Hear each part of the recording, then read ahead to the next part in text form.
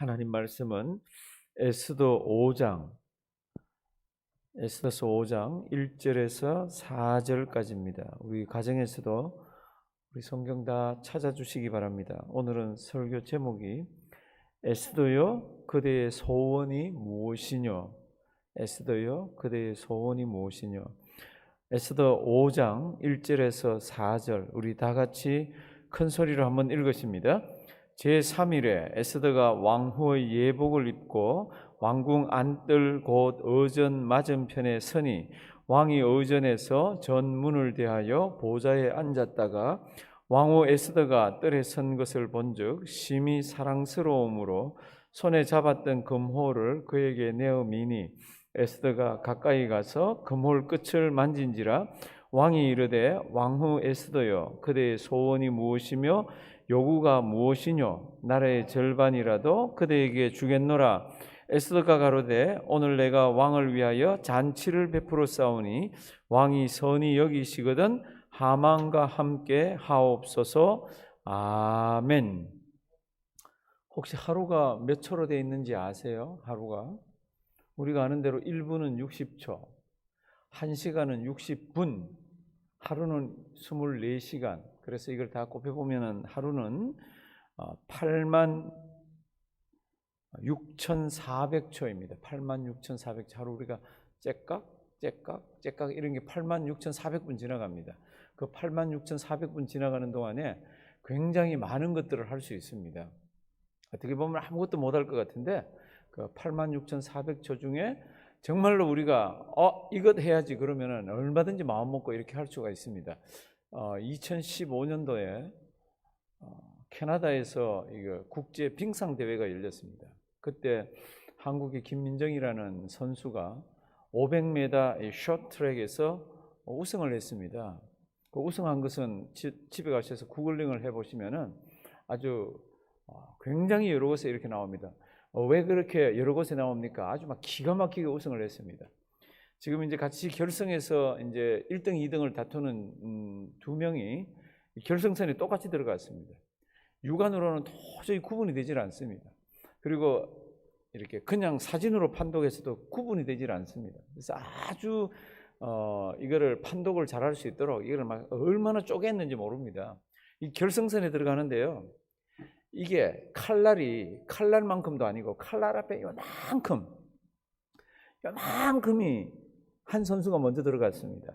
그래서 한 선수가 먼저 들어가는 그만큼을 계산하니까 0.001초, 1000분의 1초 먼저 들어갔습니다. 요만큼 1000분의 1초만큼 들어가도 이 준우승이 이렇게 나뉘는 거 있잖아요. 한 팀은 막 좋아서 날뛰고 또 한쪽은 막 슬퍼서 하고 1초 동안에도 할 수 있는 게 1초를 1000개로 쪼개면은 0.001초입니다.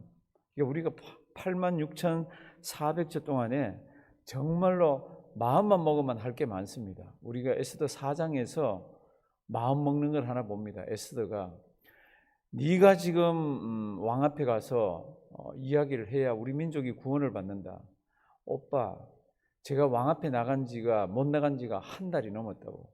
근데 우리 이 페르시아 법에 의하면은 누구든지 왕의 부름을 받지 않고 왕 앞에 나가서 서면 그 페르시아 법이 뭐라 그랬습니까? 죽이는 것이 페르시아 법이라 그랬습니다. 단 하나 예외는 왕이 죽여야 되는데 금호를 내밀면은 죽임을 당하지 않는다고. 근데 내가 지금 30일 동안 왕이 나를 부르지 않았다고. 지금 이 사건은 에스더가 왕비가 되고 난 뒤에 5년 뒤의 사건입니다. 왕이 왜 에스더를 부르지 않았습니까? 그건 아무도 모르지만 뭐 최근에 나온 우리 학자들이 연구를 한 것을 보면 이런 연구들이 있습니다. 누군가가 어떤 사람을 좋아합니다. 그러면 확 마음이 끌릴 때 호르몬이 이렇게 나옵니다. 몸에서 누구나. 그 나오는 호르몬이 익스파이어가 되는 날짜가 대충 있습니다. 언제 그것이 익스파이어 됩니까? 한 2년쯤 지나면은 그 몸에 호르몬이 이제 더 이상 그렇게 나오지를 않는다는 겁니다. 그러니까 막 눈에 콩깍지가 쓰이고 좋아가지고 하던 게 한 2년쯤 되면 시들해집니다. 그거를 최근에 와서야 밝혔습니다. 근데 제가 볼 때도 이 왕이 처음에는 에스더가 좋아서 결혼하고 막 이랬는데 한 5년쯤 지나고 나서는 좀 시들해진 것 같아요. 잘은 모르지만 또 다른 여자가 눈에 얼쩡거리기도 하고, 그 뭐 후궁들 얼마나 많습니까?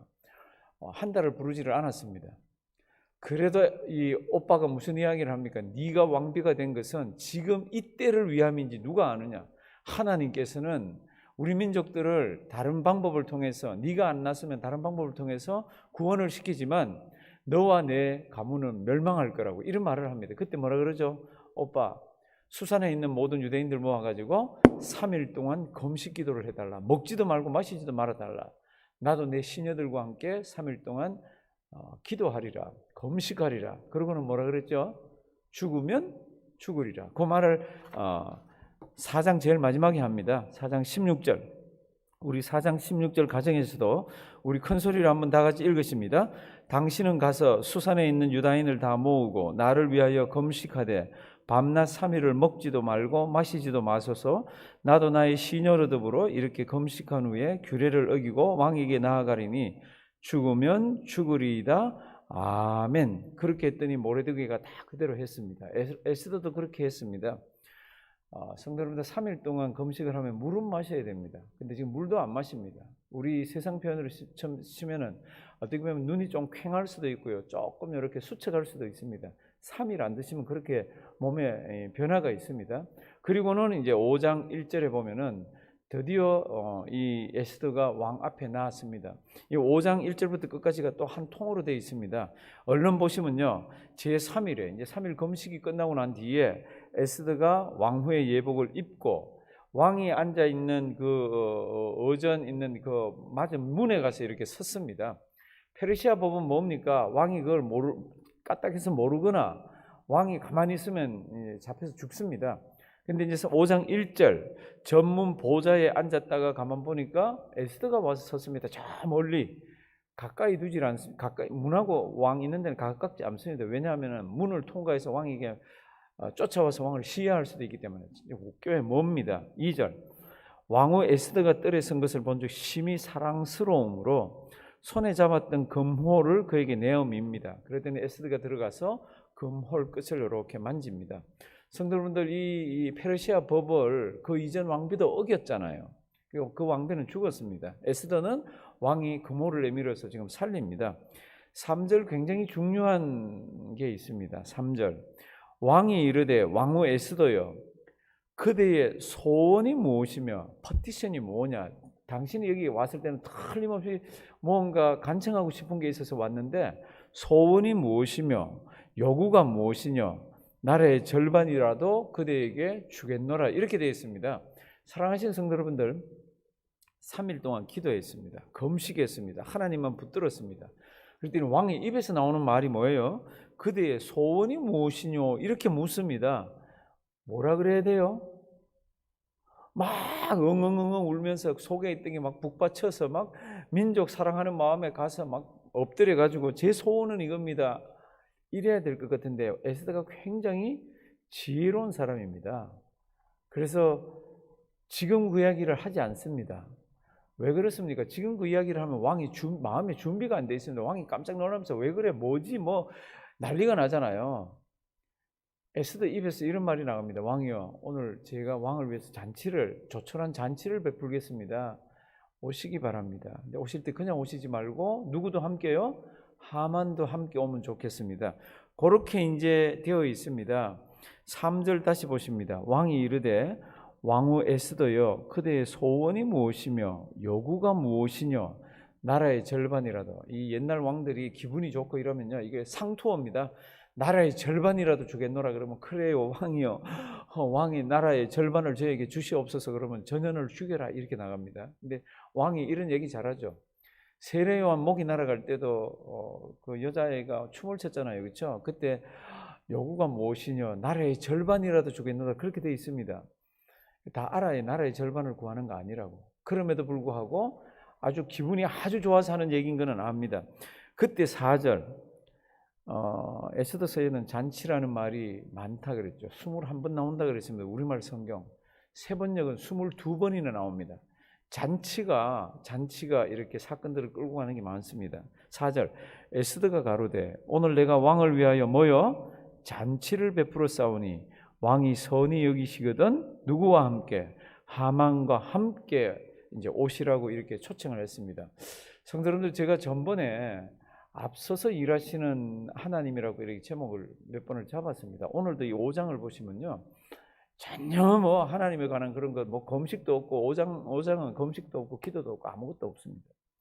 그럼에도 불구하고 하나님께서 앞서서 가서 왕이 에스더를 볼 때에 그 참 왕을 꿈틀하게 합니다. 오, 너무 예쁘네 왕비가. 그리고 사랑스럽게 합니다. 그리고는 거모를 내밉니다. 그래서 에스더가 가서 거모를 만집니다. 당신의 소청이 뭐요? 요구하는 게 뭐요? 내가 나라의 절반이라도 들어주겠어. 그때 에스더가 이런 말을 하죠. 제가 오늘 잔치를 베풉니다. 누구하고 같이 오라고요? 하만과. 그 다음 내용들은 뭐 우리가 아는 내용들입니다. 5절 잔치에 나갔습니다. 하만과 함께. 6절 잔치에 술을 마실 때에 왕이 에스더에게 이르되 또 묻습니다. 그대의 소청이 무엇이냐? 곧 허락하겠노라. 그대의 요구가 무엇이냐? 어떻게 해요? 나라의 절반이라도 주겠다고. 이때 에스더가 막 엎드려서 눈물을 펑펑 흘리면서 왕이여 저 억울합니다 이렇게 얘기를 하지 않습니다. 성도님들, 에스더가요 나이가 그렇게 많은 여자가 아니에요. 왕비로 간택이 되려고 그러면 아주 젊어야 됩니다. 젊을 때 5년이 지나봐야 5년 더 나이 먹은 젊은 사람이죠. 그런데 이 에스더가 이 하나님 앞에서 기도하면서 하나님이 크신 지혜를 주셨습니다. 또 한 번 잔치를 이렇게 열겠다고 나오라고 그럽니다. 이제 이렇게 하면서 왕의 마음을, 왕이 뭐지? 왜 그러지? 이런 걸 가지게 하면서 또 하나님께서는 에스더에게 이제 그럴 때에 소원을 이렇게 아뢰게 합니다. 7절 에스더가 대답하여 가로되 나의 소청 나의 요구가 이러합니다. 내일도 제가 베푸는 잔치에 하만하고 같이 오시옵소서. 그러면 제가 그때 말을 하겠습니다. 그게 8절입니다. 8절 뒷부분 선히 여기시거든 내가 왕과 하만을 위하여 베푸는 잔치에 또 나아오소서. 내일은 왕에 모여 말씀대로 제가 소청을 말씀드리겠습니다. 성도님들, 이런 게 참 중요합니다. 제가 우리 교인들에게도 그리고 우리 당회원들에게도 아주 큰 무슨 내용들이 있을 때는 이렇게 전화로 얘기를 하시지 말라 그럽니다. 이렇게 만나서 대면해서 이렇게 얘기를 해서 지금 이런 큰일 아니면 선은 이렇고 후는 이렇고 이렇게 그냥 전화로 얘기하면요 이게 제대로 전달이 잘 되질 않습니다. 지금 에스더가 이렇게 왕의 마음을 이렇게 움직여서 지금 하나님의 큰 일을 하는데 굉장히 지혜롭습니다. 그랬더니 9절 오겠다 그러고 이제 그날 첫날 잔치가 끝나고 하만이 이제 집으로 돌아갑니다. 얼마나 마음이 기분이 좋은지 모릅니다. 내일 또 초청을 받았잖아요, 잔치에. 그래서 9절 이날에 하만이 마음이 기뻐 절거히 나오다가 대궐문에서 누굴 딱 봅니까? 모르드게를 딱 봅니다. 그랬더니 기분이 확 잡칩니다. 심히 노해서 집으로 갑니다. 10절 참고 집에 돌아와서 사람들을, 자기 친구들을 다 불러 모읍니다. 자기 와이프까지 다 이제 오라 그래가지고 이제 11절 보시면은 마음이 얼마나 들떴는지 자랑을 11절 12절 네 가지를 자랑합니다.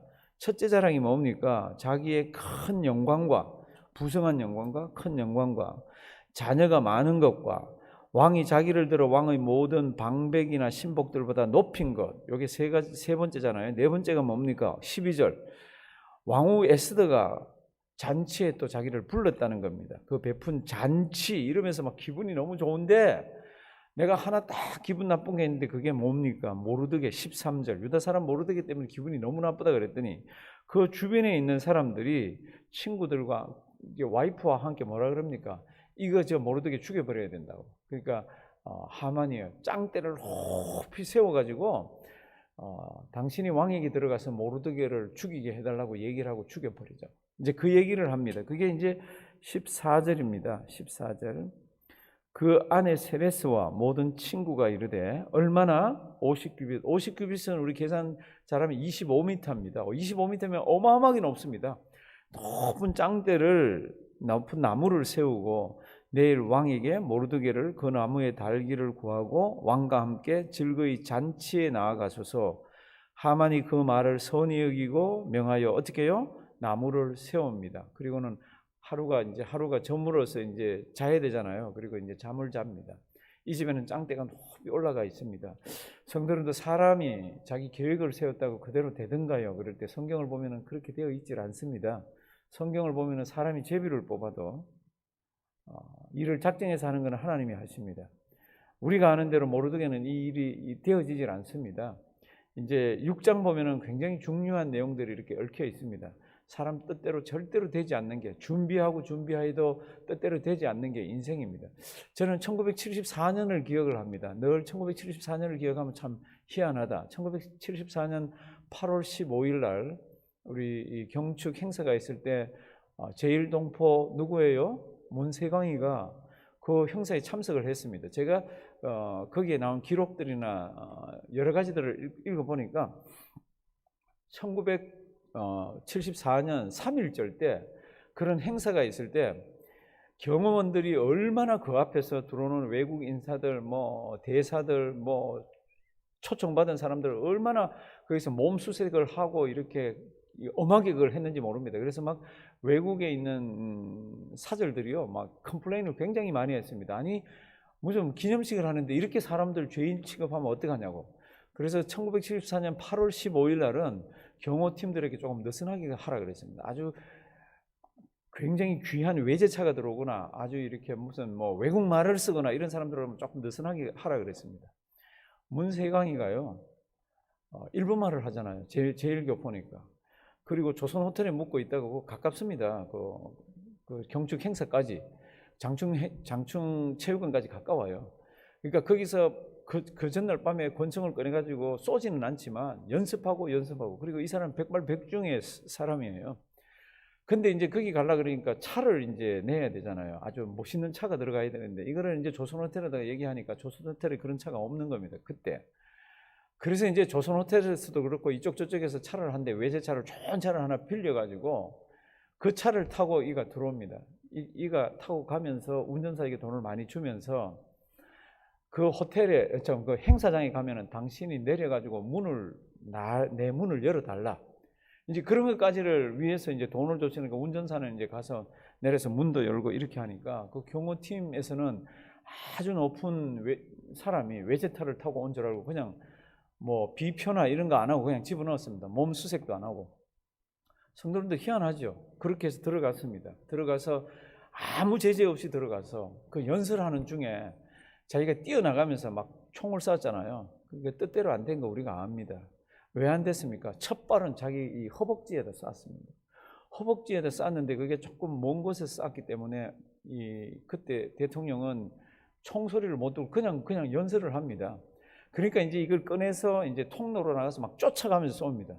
이 정도면 백발백중이라 그러죠. 그런데 그게 마치지를 못하고 또 한 발이 따르게 되고 마지막 이제 네 발째가 유경수 역사를 겨냥해서 쐈는데 그 겨냥해서 쐈다고 나옵니다. 백발백중 얘기에 맞았습니다.